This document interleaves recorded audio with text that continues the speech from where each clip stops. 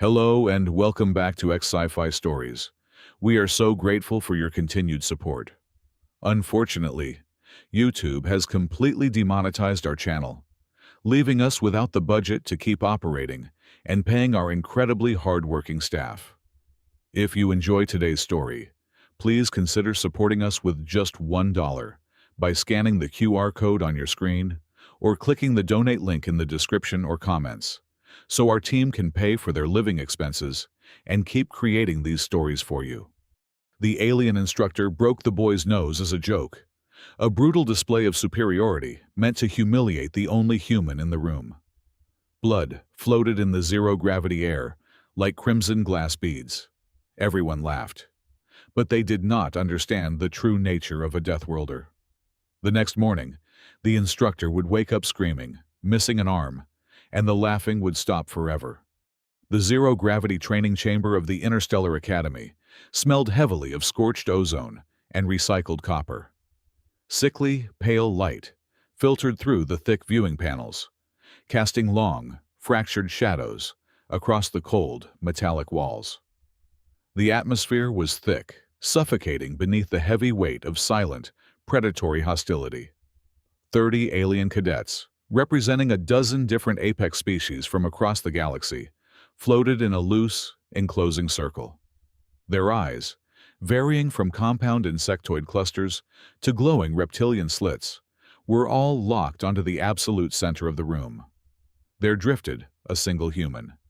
His name was Chance Bonds, 19 years old, hailing from the notorious quarantine zone known as Earth. Towering above the circle of cadets was Instructor Vale. He was a terrifying specimen of the crystalline race, measuring a massive 3 meters from the crest of his head to the base of his hovering feet. Vale possessed no soft tissue, no flesh, and no blood. His entire anatomy was composed of interlocking blocks of razor-sharp, dark purple organic mineral. Every time he shifted his colossal weight, the crystalline plates ground against one another with a grating, resonant screech that vibrated directly into the teeth of anyone nearby. Vale radiated pure arrogance. To a being born of living stone, the human body was nothing more than soft meat, a pathetic, weeping structural failure completely unfit for the brutal rigors of the wider galaxy. "Observe the fundamental weakness of carbon-based biology," Vale's voice boomed.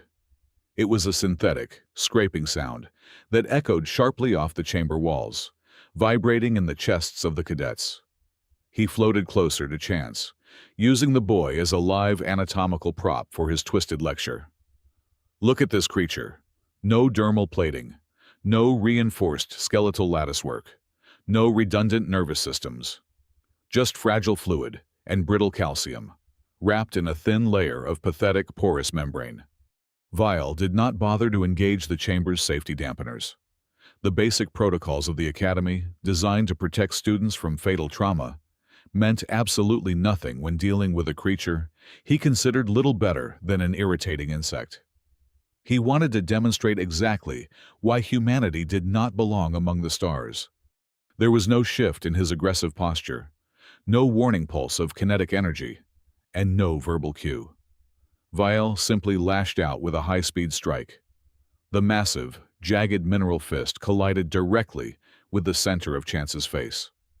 The sickening crunch of shattering nasal cartilage echoed loudly in the otherwise silent room, a wet, snapping sound that made several alien cadets flinch.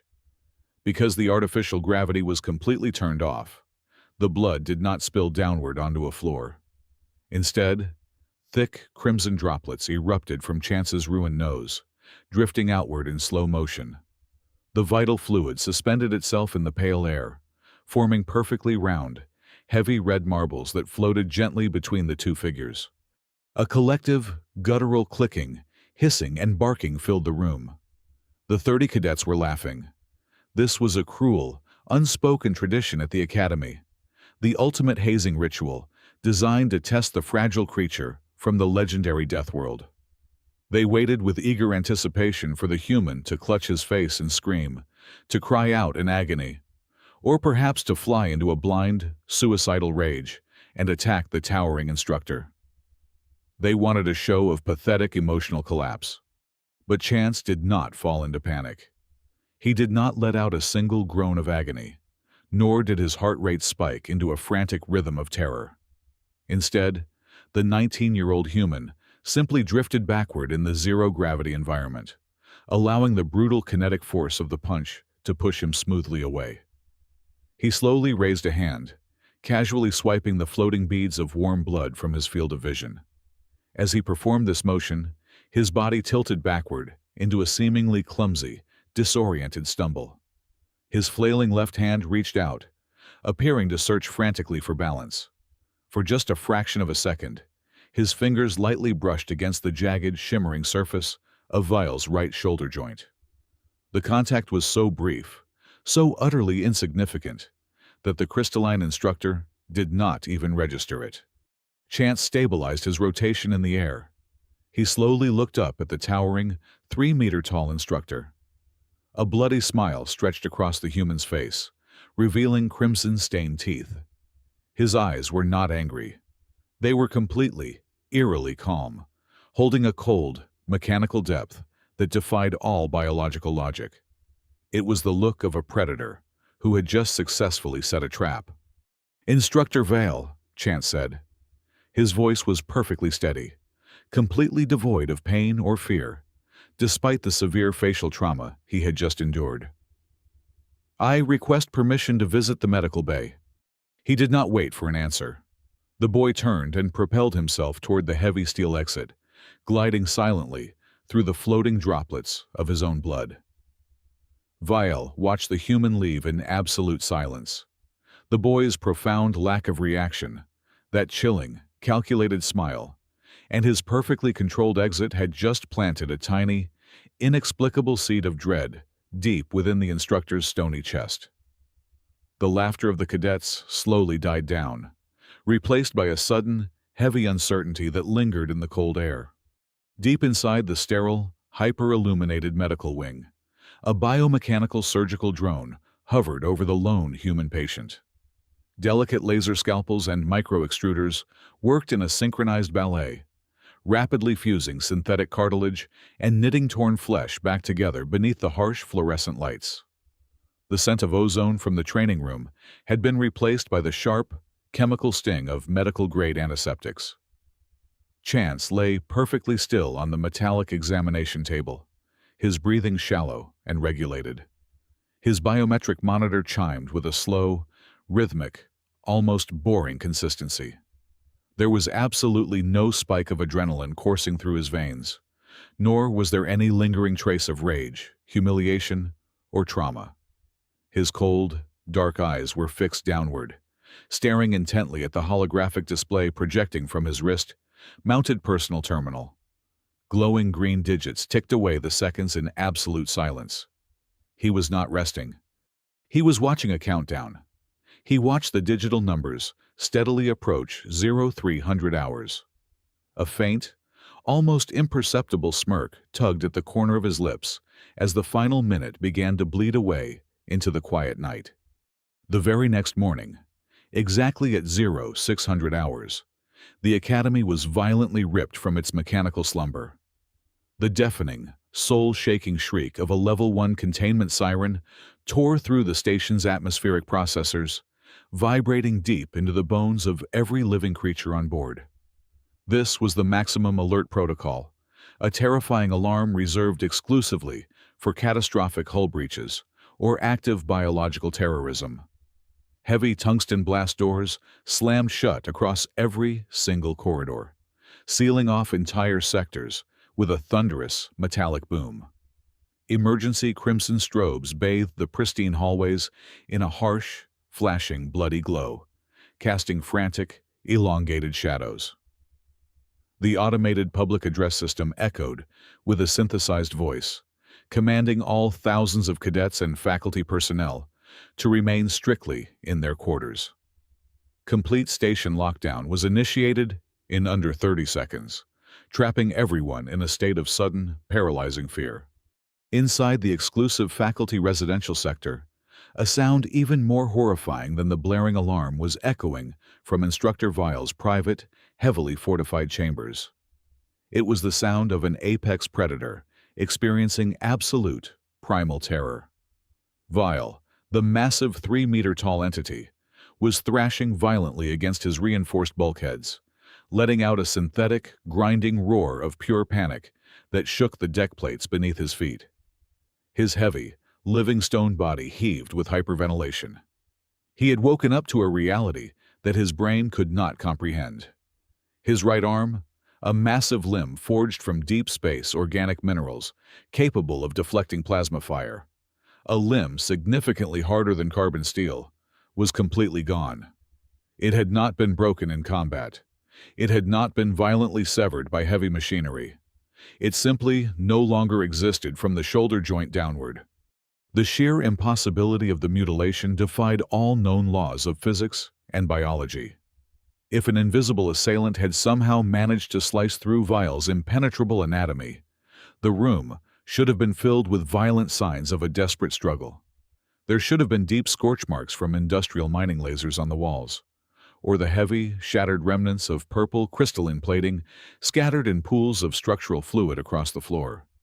But the private chamber was perfectly immaculate. Nothing was out of place. The most terrifying detail was the wound itself. There was no jagged edge, no seeping organic resin, no signs of forced separation. The cross-section of Vile's shoulder was completely, perfectly smooth. It was a sheer, mirrored surface, sheared off flawlessly at the atomic level, reflecting the red emergency lights like a piece of polished, dark gemstone. It looked exactly as though the right arm had merely been quietly deleted from the fabric of reality while he slept. Heavily armed Academy security forces breached the thick door within 2 minutes of the initial scream. Clad in heavy tactical power armor, they swept the room with military-grade sensory equipment, moving with the precise coordination of a deep space armed response unit. They deployed thermal optics, tachyon field disruptors, and quantum anomaly detectors, searching frantically for a cloaked assassin, a hidden temporal rift, or a microscopic explosive device. The lead investigator, a hardened veteran of interstellar conflicts, stared at his tactical pad in utter disbelief. The readings were completely flat. There were exactly 0 traces of unauthorized entry. The complex biometric locks on the reinforced door had remained engaged for the entire night. There were no residual energy signatures from high-powered weapons, no spatial distortions, no localized radiation spikes, and absolutely no foreign biological matter found anywhere in the room.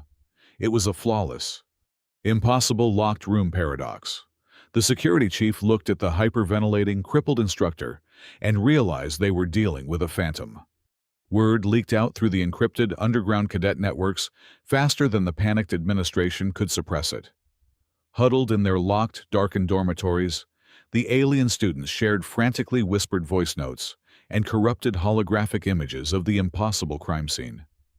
The cruel, mocking laughter from the zero-gravity chamber the day before evaporated entirely, replaced by a suffocating, chilling dread that gripped the entire student body. The narrative abruptly and violently shifted. The lone human was no longer viewed as a fragile, soft meat-punching bag. A terrifying new theory began to take root in the minds of the apex species. They whispered about ancient, dark sorcery. They hypothesized that the inhabitants of Earth possessed dormant, highly lethal psychic capabilities, capable of tearing reality apart and disintegrating matter with a single, focused thought. They realized that the quiet, bleeding boy from the Deathworld had not been pushed around. He had simply been setting a trap, and now no one felt safe in the dark. Inspector Xylar of the Telepathic Order stepped into the harsh, sterile light of Isolation Interrogation Room 4. Xylar's species possessed no visible eyes, relying entirely on the intricate web of neural pathways pulsating beneath their translucent skulls to read the emotional and cognitive frequencies of those around them. To a telepath, a lie was not just a spoken falsehood. It was a physical dissonance, a jarring, painful screech in the symphony of a suspect's mind. The prime suspect, naturally, was the only individual on the entire station with a clear motive. Chance Bonds sat calmly across the cold metal table. The 19-year-old human wore a fresh, white medical uniform. The bridge of his nose was covered in a pale synthetic dermal patch. State your exact location between the hours of 2200 and 0600. Xylar projected the words, not from their vocal cords, but directly into the acoustic space of the room, using an artificial translation collar. "I was asleep in Medical Bay 3, Chance answered. His voice was polite, perfectly modulated, and entirely cooperative. Xylar monitored the real-time biometric feed projected onto the wall behind the boy. The human's heart rate was resting at a steady 65 beats per minute. The galvanic skin response was entirely flat. The neural wave patterns displayed a serene, rolling rhythm. There was absolutely no physiological indication of deception. The alibi was frustratingly ironclad. Xylar had already spent 4 hours reviewing the station's infallible surveillance grid. 3 separate, independent, high-definition security cameras had recorded Chance sleeping under his blanket. The biomechanical surgical drone had logged his continuous physical presence down to the microsecond. The advanced biometric locks on the medical bay doors had not been disengaged even once during the entire night. It was a perfect defense. Frustrated by the sterile data and the sheer impossibility of the situation, Xylar decided to bypass the physical evidence and dive directly into the human's consciousness. The inspector extended their pale, slender fingers across the table, initiating a deep telepathic probe meant to uncover hidden malice, repressed anger, or the frantic guilt of a murderer. When probing alien species, Xylar usually encountered swirling oceans of turbulent emotion, vivid, fragmented memories, or chaotic bursts of primal instinct. But when Xylar's mind touched Chance's consciousness, the inspector physically recoiled, letting out a sharp, audible gasp. There was no ocean of emotion. There was only a towering, impenetrable wall of freezing, mechanical logic. Xylar found themselves staring into a vast, dark mental void, filled entirely with cascading streams of complex mathematical equations, orbital mechanics variables, and raw, unfiltered physics calculations. The human was mentally building and deconstructing intricate mechanical schematics in his mind, layer by layer, gear by gear, with the cold, unfeeling precision of a supercomputer. It was an innate, psychological defense mechanism, a structured compartmentalization of the human brain that the highly emotional, fluid minds of the telepath race simply could not comprehend. Xylar pulled away rapidly, exhausted and deeply disturbed, finding zero trace of guilt, only an endless, terrifying abyss of numbers. High above the detention blocks, inside the grand semicircular observation lounge, the Academy Board of Directors was tearing itself apart. The air was thick and heavy with the conflicting pheromones of a dozen angry administrators. "It is a targeted political assassination attempt," declared High Counselor Morvath, a massive amphibious diplomat whose throat pouch expanded with righteous indignation. Instructor Vile represents the crystalline hegemony. This is clearly the work of a highly funded, state-sponsored terror cell looking to destabilize our alliance. We are wasting precious hours interrogating a primitive biped. The human had the motive, another counselor argued, a slender avian creature clicking their sharp beak in intense frustration.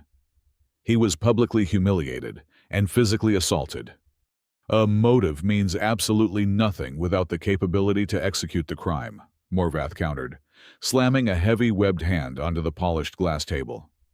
"Are you honestly suggesting that a fleshy, undeveloped creature from a quarantined dirtball somehow bypassed Level 9 orbital security, infiltrated a biologically locked chamber, and perfectly vaporized an arm of organic mineral without leaving a single trace of thermal radiation?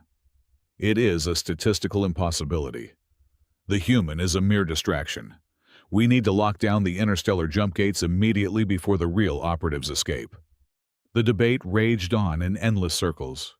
The greatest minds in the sector were utterly blind to the truth, because their deep-rooted galactic arrogance flatly refused to accept that a supposedly inferior species could outsmart their multi-billion credit security infrastructure.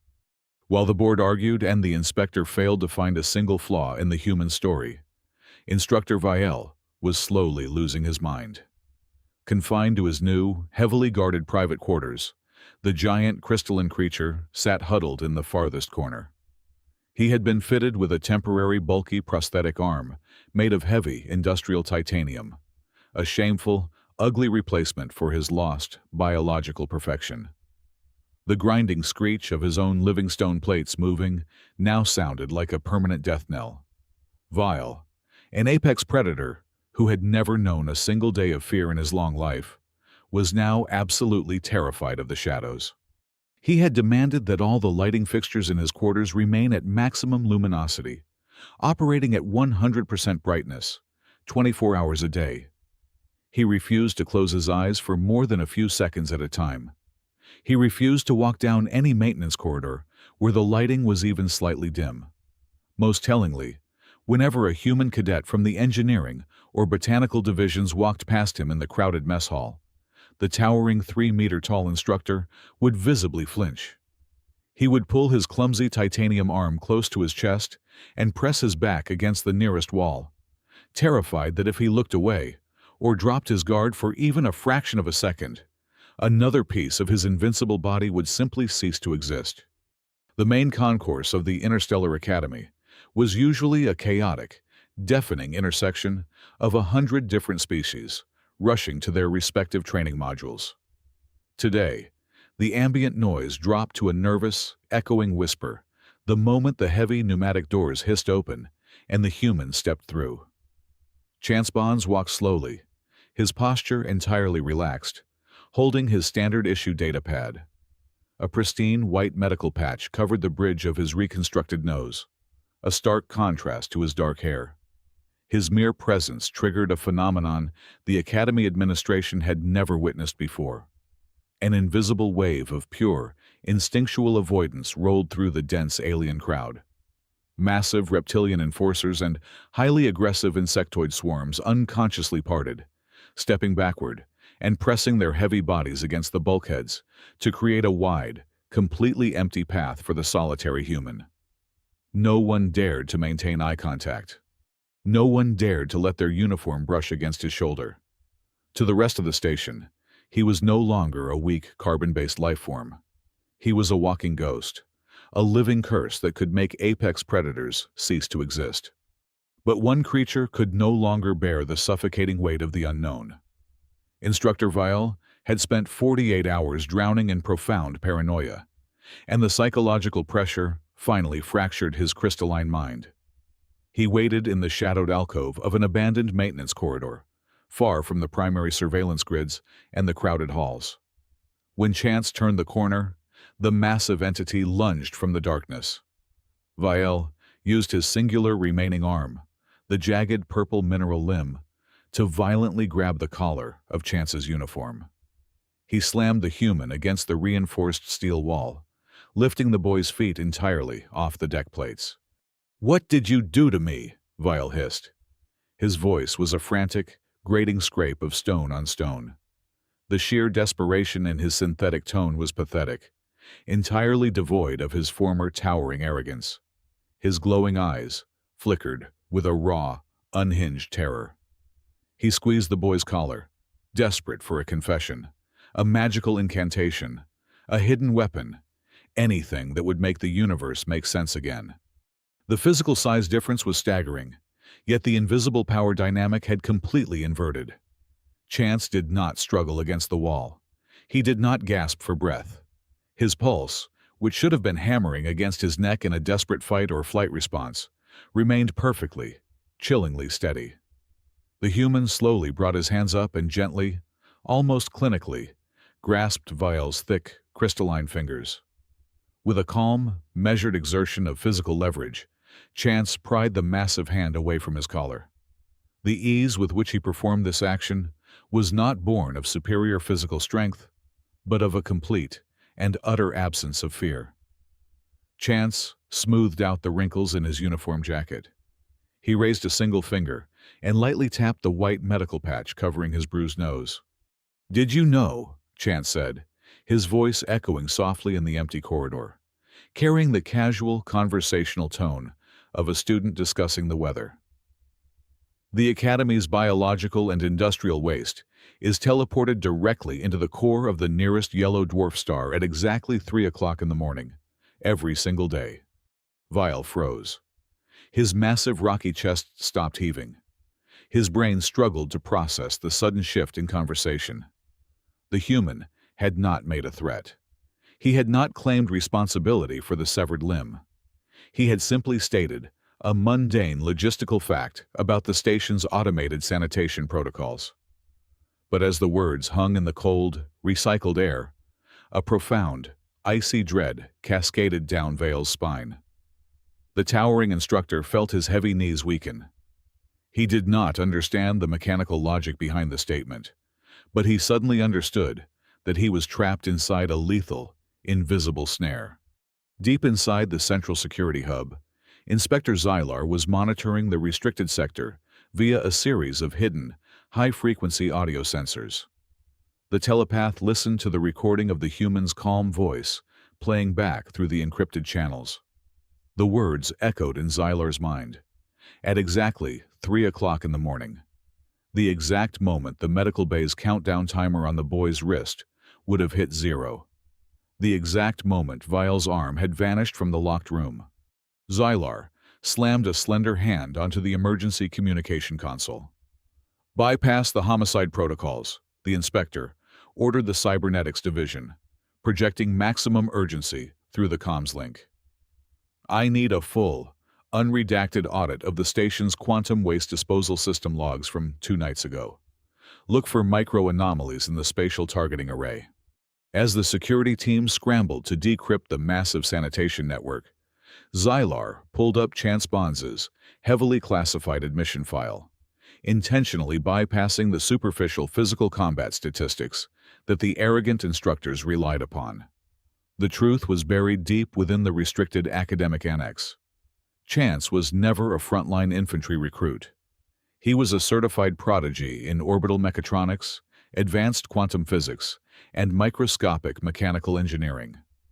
The galaxy had looked at a human and seen only fragile bones and soft tissue, completely failing to realize that the most dangerous weapon in the entire Academy was the terrifying, calculating engine operating silently inside the boy's skull. Deep inside the Academy's heavily fortified cybernetics core, Inspector Xylar stood silently over the shoulders of a dozen exhausted network engineers. The room was bathed in the harsh, sterile glow of massive holographic displays, projecting endless cascades of green and blue hexadecimal code. The team was sifting through literal oceans of encrypted telemetry data. The station's quantum waste disposal network logged trillions of autonomous operations every single day, making the search for a localized anomaly equivalent to finding a specific grain of dust in a nebula.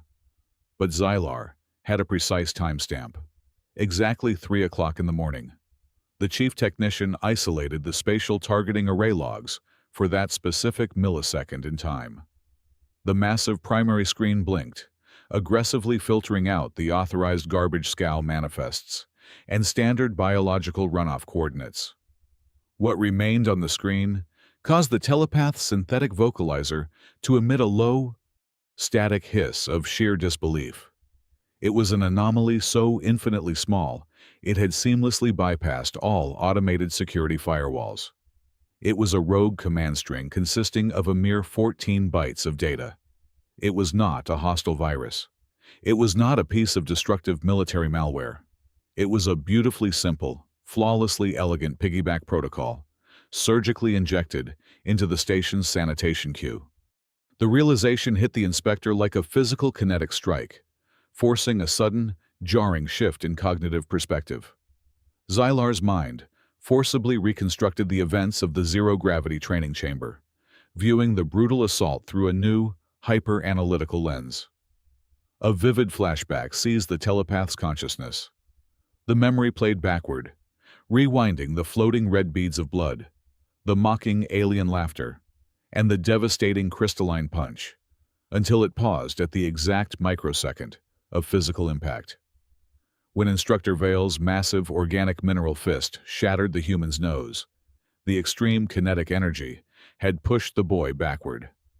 That was the established narrative that fooled everyone. But the truth was a masterpiece of mechanical misdirection. As Chance raised his hand to wipe away the suspended droplets of his own crimson blood, his thumb and forefinger pinched together in an incredibly precise, practiced motion. Hidden beneath the fingernail of his left index finger was a micro-warp anchor. It was a highly restricted piece of autonomous industrial technology, measuring exactly half the size of a single grain of standard silicate sand. In that brief, seemingly clumsy stumble backward through the zero-gravity environment, the human's flailing hand had brushed the towering alien's shoulder joint. In a span of time, measuring less than 0.3 of a second, Chance deposited the microscopic device directly onto the rigid, crystalline plating. It bonded instantly, hiding perfectly within the microscopic natural fissures of the alien's organic armor. The micro-warp anchor was never designed to be a weapon. Under standard interstellar operating procedures, these microscopic beacons were deployed by heavy maintenance drones to facilitate rapid external hull repairs on colossal dreadnoughts. They were engineered to attach to heavily damaged sections of a starship, calculate the exact mass of the compromised metal, and coordinate with the ship's central quantum gates to teleport the dangerous wreckage safely away into the void. The device possessed absolutely no offensive capabilities, no explosive payload, and zero chemical biotoxins. It had only one singular, absolute function: to define a specific volume of surrounding physical matter and lock its spatial coordinates. Chance Bonds had not just stolen the microscopic beacon, he had completely rewritten its fundamental operating logic. Sitting in the dark confines of his quarters, weeks prior, the human prodigy had meticulously programmed the tiny anchor to calibrate itself to the exact atomic density and structural mass of a crystalline appendage. The tiny beacon was instructed to establish a highly localized containment field, measuring precisely the volume of Vale's right arm, from the heavy ball and socket joint down to the razor-sharp fingertips. Xylar traced the execution of the 14-byte code with mounting horror. For 12 consecutive hours, the microscopic anchor had remained entirely dormant on the Instructor's shoulder, emitting zero thermal radiation and draining zero electrical power, rendering it completely invisible to all high-level deep space security scanners. It waited patiently in the dark while Vile slept securely in his fortified, locked quarters. Then, the station clock struck exactly 3 o'clock in the morning. Deep within the engineering sublevels, the Academy's automated sanitation network activated its daily purge cycle. Massive localized quantum displacement gates powered up, preparing to shoot thousands of tons of hazardous biological waste and irradiated industrial slag directly into the fiery core of the nearest yellow dwarf star. At that exact millisecond, Chance's 14-byte command string woke up the dormant anchor. The microscopic device did not create its own unstable portal. It simply hijacked the massive, overwhelming signal of the station's own garbage disposal system. It raised an invisible digital flag, identifying the exact volume of organic mineral it was attached to as highly prioritized refuse. The Academy's own sanitation mainframe, completely blind to the biological nature of the target and operating strictly on weight and mass parameters, instantly validated the request. There was no bright flash of exotic energy in Vale's bedroom. There was no deafening sound, no shift in atmospheric pressure, and no violent tearing of flesh. In one imperceptible fraction of a millisecond, the physical matter comprising the Instructor's right arm was simply scooped out of reality. It was instantaneously relocated from the cold, sterile environment of the faculty residential sector straight into the center of a stellar fusion reactor burning at 15 million degrees.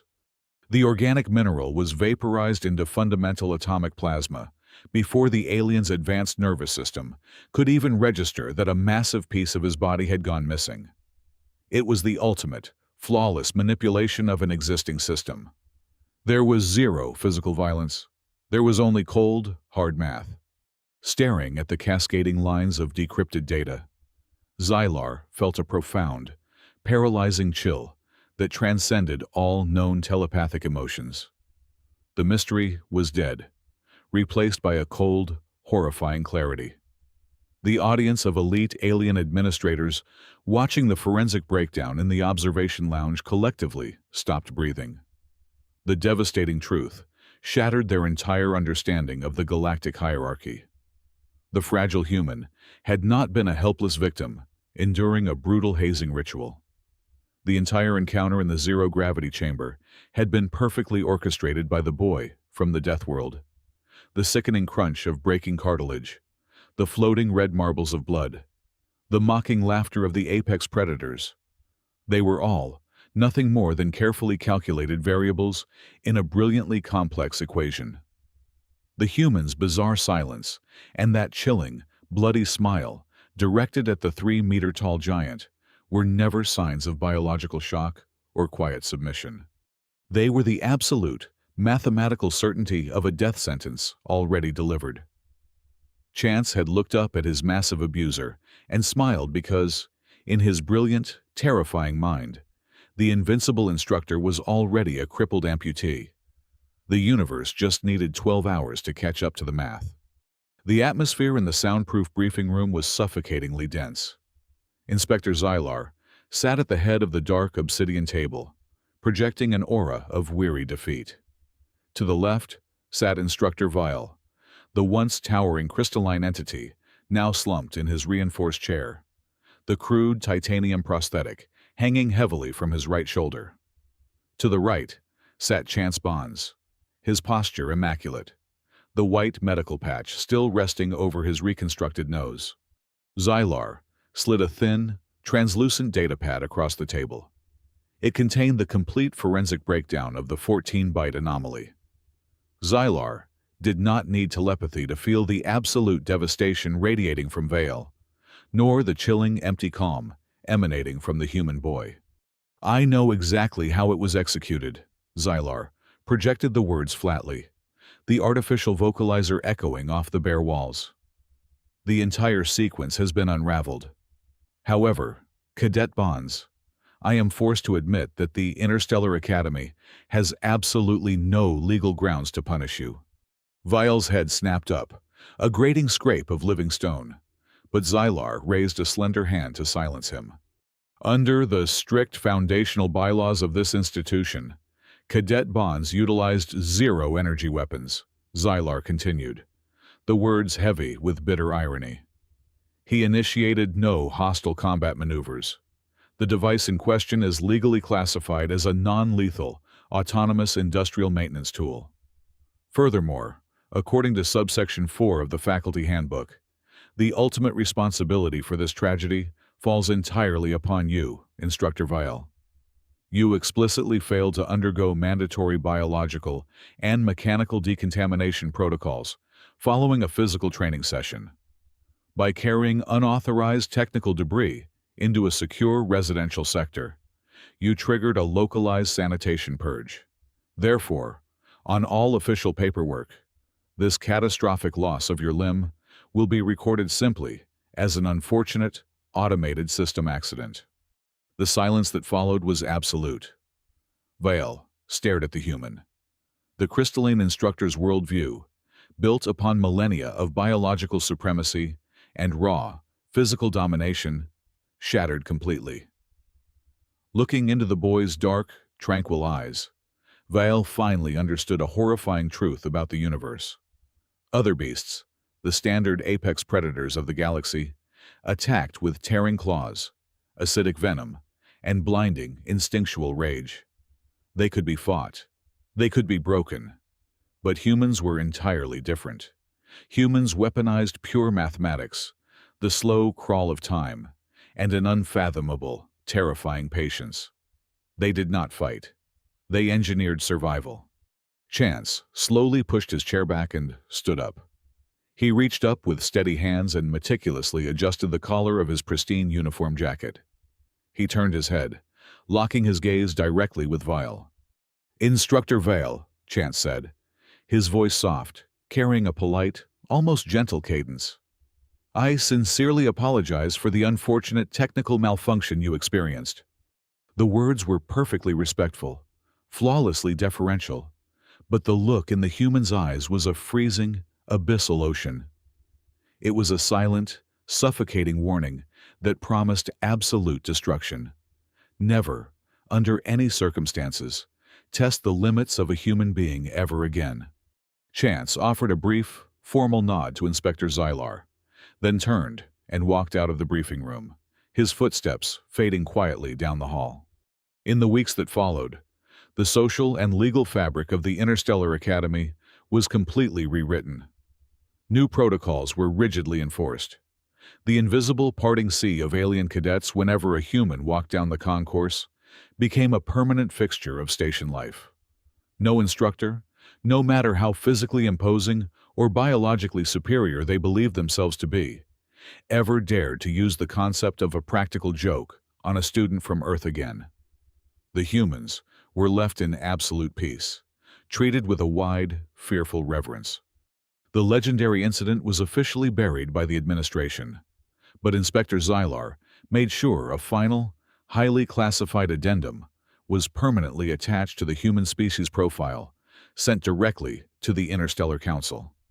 It read simply, "Do not be afraid when the humans become angry, when they scream, or when they thrash in rage.